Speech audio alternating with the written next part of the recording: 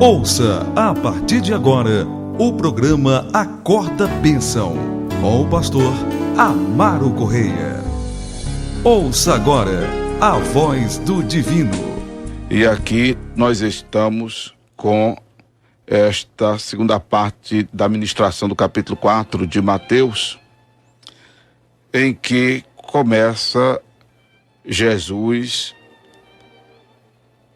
vamos dizer assim, propriamente dito, seu ministério evangelístico, não é? E ele começa, glória a Deus, como não podemos fazer nada só, é um adágio popular. Um adágio popular que diz que uma andorinha só não faz verão, né? Então Jesus, ele, quando soube que João estava preso, João Batista, foi para Galileia, deixando Nazaré. Nazaré foi a cidade onde ele foi criado. Jesus foi criado em Nazaré. Por isso que o seu nome é Jesus de Nazaré. O Cristo que aparece, o nome Cristo, Jesus Cristo de Nazaré, por conta exatamente do seu messiado, por conta do seu envio e por conta exatamente do seu sofrimento profético. Isaías profetizou, não é? Que ele estaria levando sobre si as nossas iniquidades, as nossas dores, as nossas enfermidades. Louvado seja Deus. E a palavra Cristo, que significa ungido, que significa também enviado, né? Inclusive a palavra apóstolo, deriva-se exatamente disso aí. Da palavra Cristo. Interessante que hoje as funções eclesiásticas, elas são vistas como uma ostentação pessoal. Quem pensa em sua maioria hoje ser um pastor, quem pensa em sua maioria hoje ser um apóstolo, ser um missionário, quem pensa em sua maioria hoje ser um bispo, né? Pensa em status quo, pensa em, vamos dizer assim, não existe a chamada imunidade parlamentar. Pronto, é disso que eu falo, de status quo, vantagens, regalias, né? Quem pensa hoje no episcopado não pensa nesse aspecto, né? Esse aspecto do Cristo, esse aspecto do Cristo. Claro que ninguém jamais vai passar pelo que Jesus passou, como tem gente que diz que está sofrendo, que só Jó. Não está sofrendo não, nem Jó não. Claro que cada um tem uma estrutura, cada um sofre dentro de uma realidade, dentro da sua estrutura. Mas não tem ninguém que chegue hoje aos pés do sofrimento de Jó, como não vai passar nunca. Pelo que Jesus passou, não é? Que não era só uma questão da violência física. Se você já assistiu aquele filme A Paixão de Cristo, de Mel Gibson, misericórdia, o personagem, ele encenou com tanta... ele tentou encenar com tanta excelência a produção, tentou fazer uma coisa com tanta excelência que o cara ficou todo quebrado, realmente, diz a história, o pessoal que vive falando dessas coisas, né? E a gente vê no filme, claro que aquilo ali é muita maquiagem, mas a gente vê os chicotes, os vergões rasgando a carne ali do cara. E misericórdia, eu fui assistir aquilo, chorei copiosamente. E não tem quem veja pela primeira vez não chore, né? Mas aquilo ali não chega aos pés do que Jesus Cristo sofreu. Porque não foi só a questão da coroa do espinho, que dói, né? Doeu. Não foi só a questão da pancada na cabeça, doeu. Não foram só as chicotadas, doeu. E como doeu? Não foi só o carregar a cruz, havia cruzes, o cair com a cruz. Isso foi ultrajante, isso foi sofredor, foi cansativo, foi doloroso. Não foi só em pensar arrepia, os pregos nos pés, os pregos nas mãos. Alguns discutem que foi no pulso, outros discutem que foi na palma da mão, porque a mão nossa, na verdade, ela é do pulso até as extremidades do dedo. Alguns estudiosos dizem que se foi na palma da mão, rasgaria, não aguentaria o corpo. Mas, a exemplo dos ladrões, certamente o braço dele foi fixado à cruz, como os filmes até encenam, amarrado, né? Porque mesmo que fosse no pulso, perfurando o osso, a junta aqui, da mão e do o braço. Agora eu confundi qual é o antebraço, né? Entre o braço e a mão, sem dúvida, só o corpo seria muito difícil o corpo ser seguro pelos cravos ali. Mas independente disso, não foi só essa dor, e que misericórdia de dor, né? Que misericórdia. Não foi só o ser embebedado, não foi só o ter sido tocado nos lábios com esponja embebida em vinagre. Não foi só isso. Não foi só a veste rasgada, a zombaria. Hoje não és o rei dos judeus. Não foi só isso, não. Não foi só isso, não. Foi muito mais. Foi muito mais. Estava ali o homem inocente. Estava ali o homem santo. Estava ali o homem sendo considerado maldito, crucificado entre malfeitores. Sua dignidade, sua moral, para a sociedade de então caia por terra. Mesmo ele consciente de que nada tinha feito, e até o ladrão da cruz ao lado dizia: este homem nada fez para estar aqui. Nós sim. Nós fizemos por onde está. Mas este homem é justo, este homem nada fez. Então, este sofrimento todo, que inclusive Isaías descreve, do capítulo 53 do seu livro, Isaías 53, de ele ter sido afligido, ferido de Deus e oprimido, desprezado, e não ser feito dele caso algum, bem como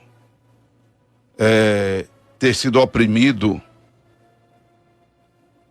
levado ao matadouro como ovelha muda.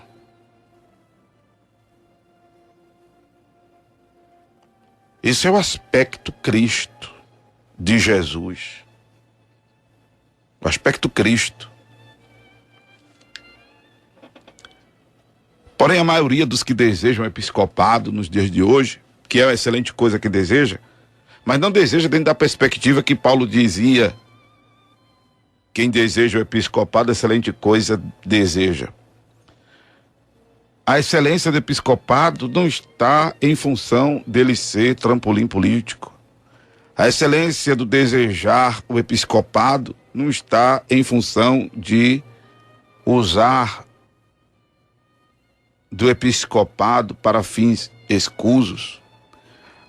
A excelência do desejar o episcopado não está em função de ser visto como uma pessoa da elite religiosa.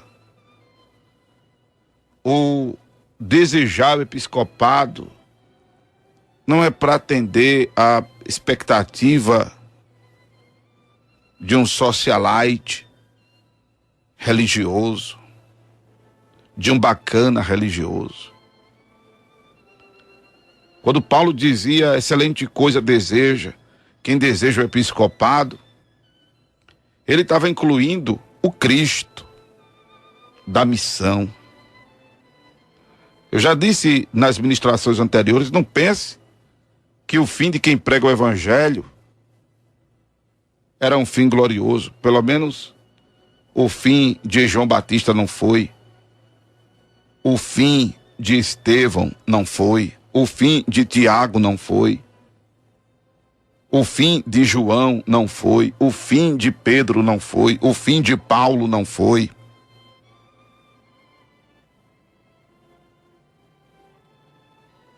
Louvado seja Deus.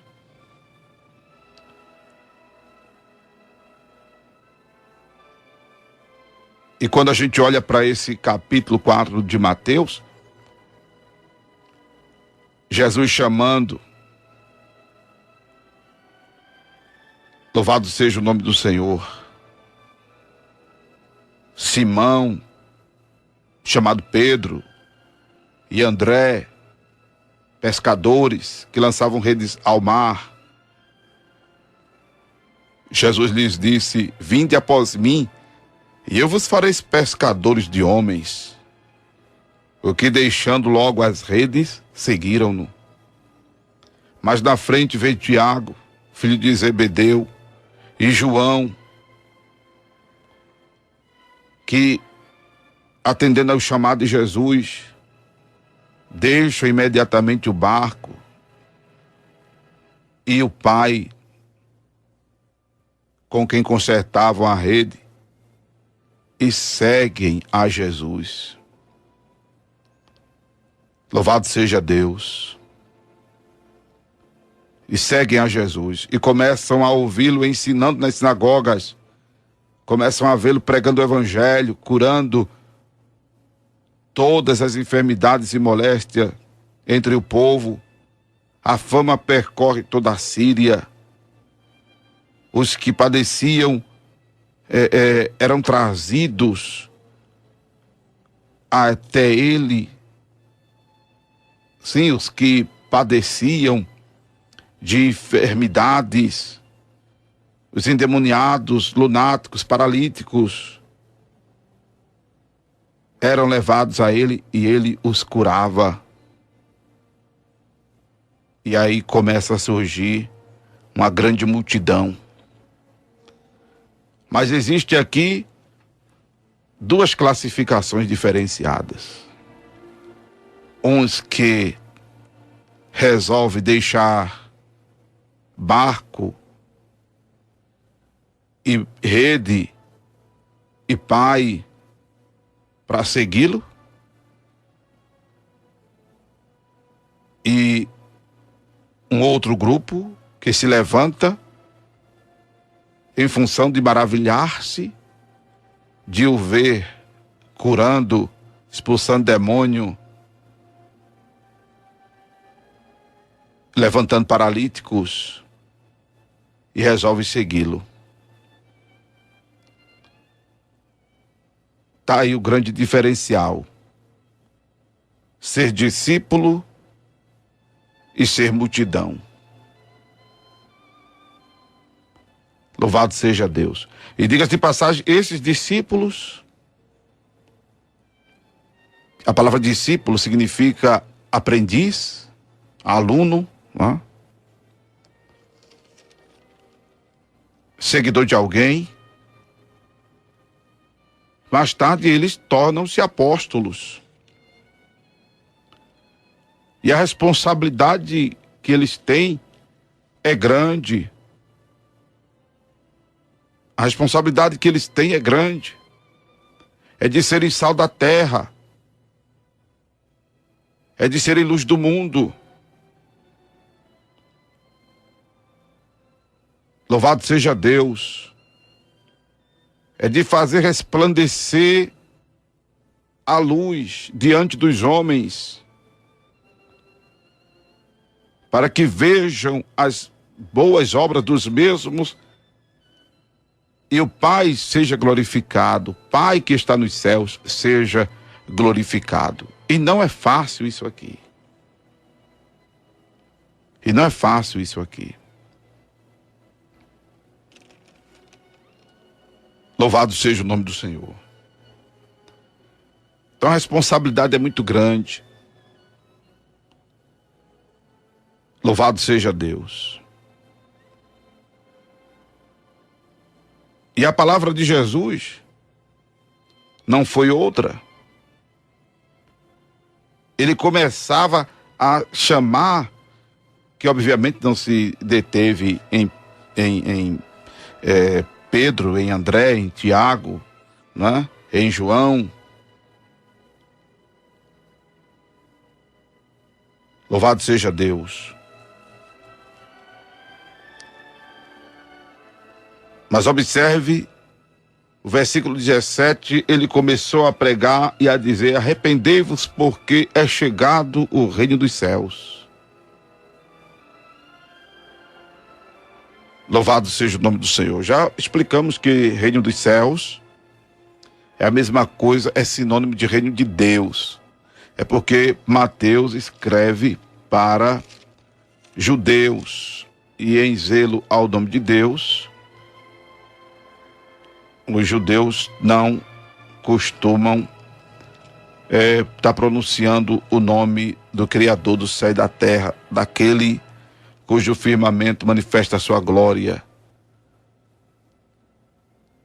cujos céus manifestam a sua glória e o firmamento a obra de suas mãos. Né? Mas reino de Deus, reino dos céus é a mesma coisa, só essa nota explicativa aqui, que é o domínio de Deus. É o domínio de Deus. É a vontade de Deus. E pregar a vontade de Deus, de repente é até fácil pregar a vontade, mas fazer a vontade de Deus não seja. Não, também não é impossível. Mas é difícil. Louvado seja o nome do Senhor Jesus. Louvado seja o nome do Senhor Jesus.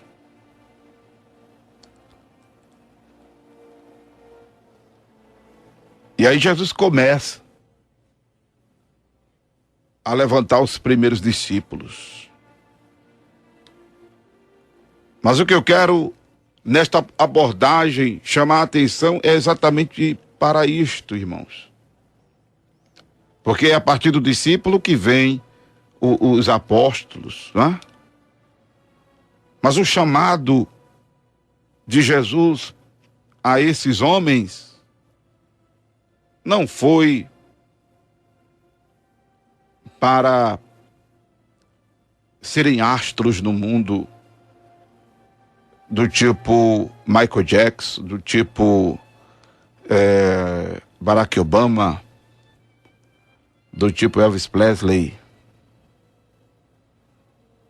do tipo, quem mais? Roberto Carlos, vamos falar de gente daqui também, né? Do tipo, quem mais aí? Pelé. Não. Foi para que eles incorporassem uma causa, a causa do reino de Deus. A causa do reino de Deus. Por isso que Jesus disse aos pescadores: vinde após mim e eu vos farei pescadores de homens. E pescar ser humano não é fácil. Ganhar o ser humano não é fácil. Jesus, ele, inclusive,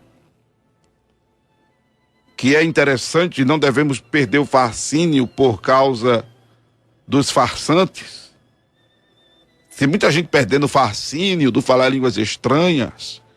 Tem muita gente perdendo o fascínio pela cura divina, por autoridade para expulsar demônios. Tem muita gente perdendo o fascínio pela profecia, por causa dos farsantes. Mas Jesus mostra aqui que o curar os enfermos, o expulsar os demônios, o sanar os lunáticos, o sanar os paralíticos, chama a atenção da multidão. E é nesse chamar da atenção da multidão que se deve aproveitar a oportunidade para se falar das verdades do Evangelho de Jesus. O grande equívoco, o grande problema do neopentecostalismo hoje é que ele atrai a multidão, mas ele utiliza a multidão para fins escusos, para fins monetários, para fins pessoais, para fins, vamos dizer assim, imperiais, vantajosos, lucrativos, para fins políticos. O que nos é ensinado por Jesus é que ao atrairmos a multidão, e a multidão deve ser atraída ao Evangelho pela sanidade que o Evangelho lhes proporciona, a sanidade espiritual, a sanidade física. Quando eu me refiro agora à sanidade espiritual, eu me refiro aos endemoniados. A sanidade física, me refiro à cura das moléstias físicas. Para, a partir disso aí, gerar sanidade espiritual. Sanidade espiritual, que é falar as verdades de Deus, porque é conhecendo a verdade de Deus que a pessoa é liberta. Jesus disse: conhecereis a verdade e a verdade vos libertará. É fazer com que Jesus nasça nas pessoas, porque é vindo a Jesus que encontramos descanso e alívio para as nossas almas. É vindo a Jesus que encontramos alívio e descanso para as nossas almas. Louvado seja o nome do Senhor Jesus. Louvado seja o nome do Senhor Jesus. E aí, o Cristo aparece em nós, porque há uma rejeição do mundo, há uma investida do maligno, e é onde a gente começa a padecer. É onde a gente começa a padecer. Os discípulos foram perseguidos, tá? Por muitas vezes tentaram calar-lhe a boca. Quando você lê o livro de Atos dos Apóstolos, você percebe a dificuldade que eles enfrentaram, e dificuldade essa que não parou no término do livro de Atos. Esta dificuldade se alonga pela história, para os irmãos terem uma ideia, extra-biblicamente falando, mas é história, é fato. Quando o cristianismo, entre aspas, foi oficializado a religião do império, os verdadeiros cristãos foram soltos para serem comidos pelas bestas feras, outros eram colocados em arena e outros postos em trabalhos pesados até morrer. o que foi constituído cristianismo do império foram aqueles que confessavam o credo teodosiano, que foi Teodósio quem instituiu o catolicismo romano. Não foi Constantino. Constantino parou de perseguir os cristãos porque, em um confronto de família em função do trono, ele teve uma visão da cruz, dizendo-lhe: vence com este sinal. E era o sinal da cruz, onde o Cristo verdadeiro, de onde deriva o cristianismo, deu brado de vitória. Foi de lá que o véu do templo foi rasgado de alto a baixo. Foi de lá que ecoou a palavra: Pai, está consumado, em tuas mãos entrego meu espírito. Foi de lá, aleluia, que o pecado e a morte foram vencidos. Louvado seja Deus, a cruz de Cristo.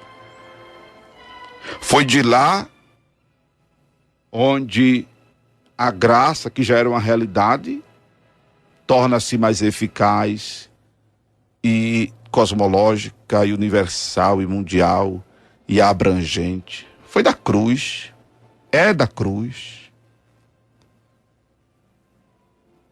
Louvado seja Deus. É da cruz para onde deve correr todo pecador. Para onde deve correr todo pecador, a cruz de Cristo. Louvado seja Deus. Aí Constantino, ele vence o confronto que tem com um parente dele lá, em função do trono, assim. Aí para-se a perseguição aos cristãos, mais 308 da nossa era, né? 380 depois de Cristo. Como não podia matar os cristãos, porque era aquela coisa de matar um e surgir 10. Aí Teodósio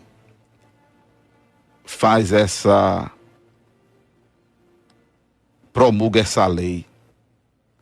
Só que aí deturpa tudo que é cristão, deturpa tudo que é cristianismo verdadeiramente falando.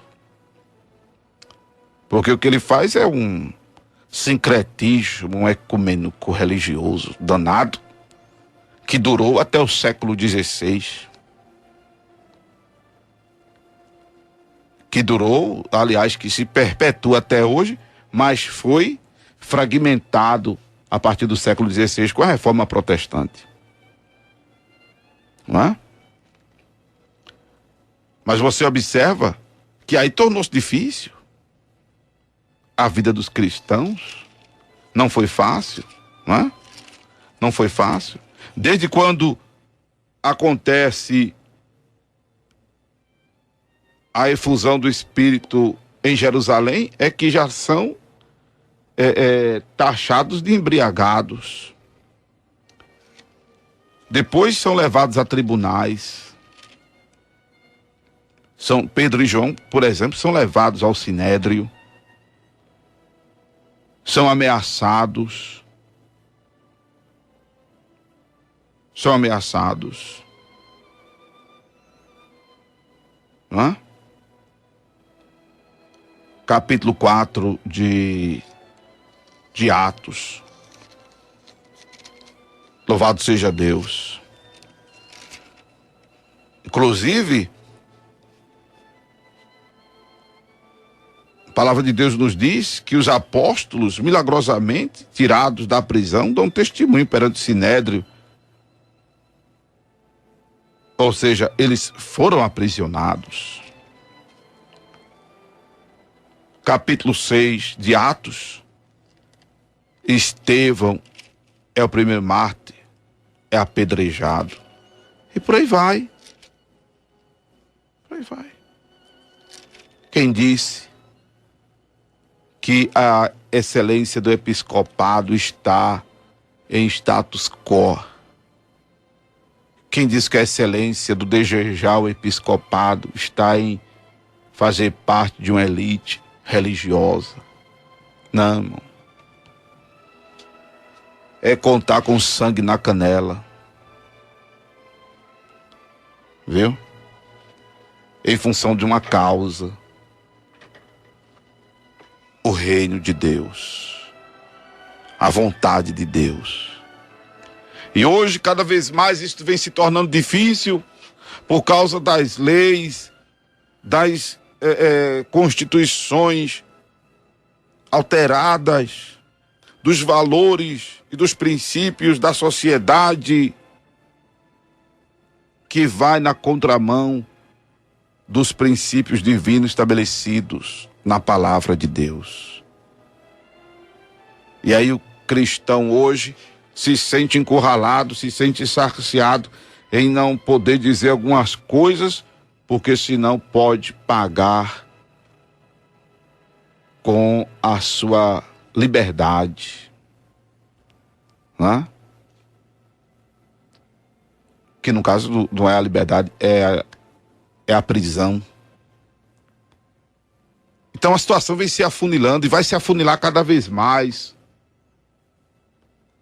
Eu cantava um hino quarta-feira dizendo: é hora, quando as autoridades nos dão liberdade de tocar trombeta. Ó, vamos hoje sem demora, porque já estamos na última hora. Então ore pelos pregadores do Evangelho, irmão. Ore pelos pregadores do Evangelho.